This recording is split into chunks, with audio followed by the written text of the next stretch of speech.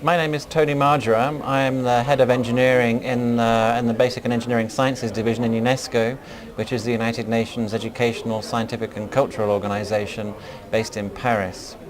From a UNESCO engineering point of view, some of the most serious challenges facing engineering in the world relate to the decline of interest and enrollment of young people in engineering.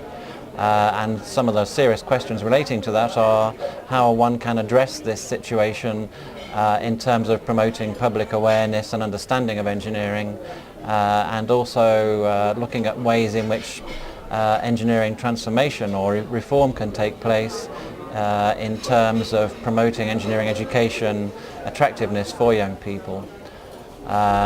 One of the serious consequences of the decline of young people going into engineering or interest and enrollment in engineering would then lead to a shortage of human capacity in engineering, and this would have serious consequences in developing countries where there is already a shortage of qualified engineers.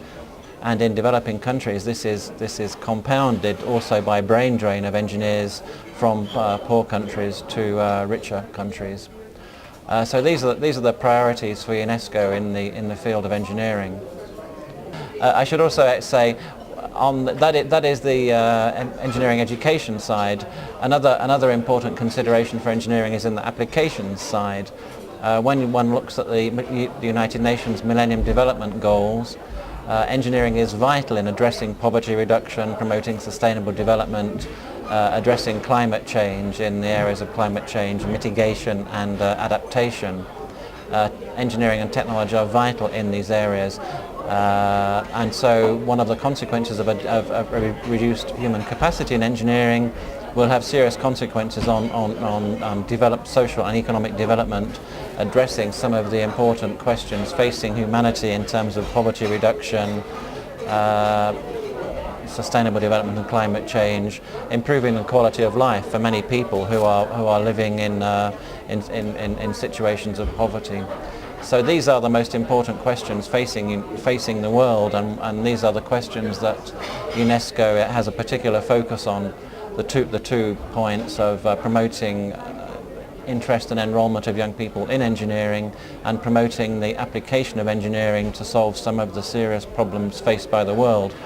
And these two questions are connected insofar as young people are very keen on addressing world problems in such organizations as Engineers Without Borders and professional engineering organizations, the World Federation of Engineering Organizations, and that's what one of the interests of this meeting on research and engineering education.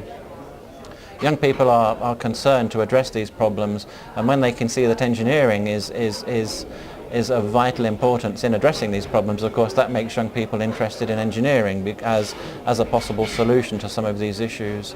So these, as I mentioned, these two subjects are connected insofar as when engineering positions itself as one of the solutions to some of the world's problems, that then promotes interest in engineering as a problem-solving profession.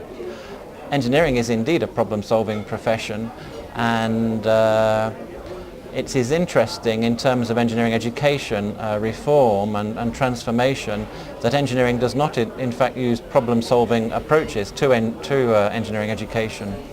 So there is increased interest in problem-based and project-based learning in engineering, which is sort of connects with the problem-solving approach of engineering.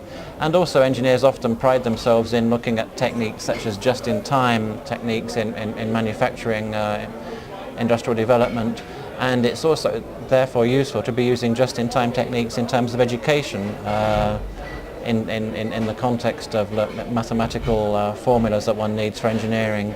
Rather than learning them in one block, it's much more useful to learn them or to be taught them when you need to know, promoting the concept of relevance of engineering mathematics in terms of problem solving and applications.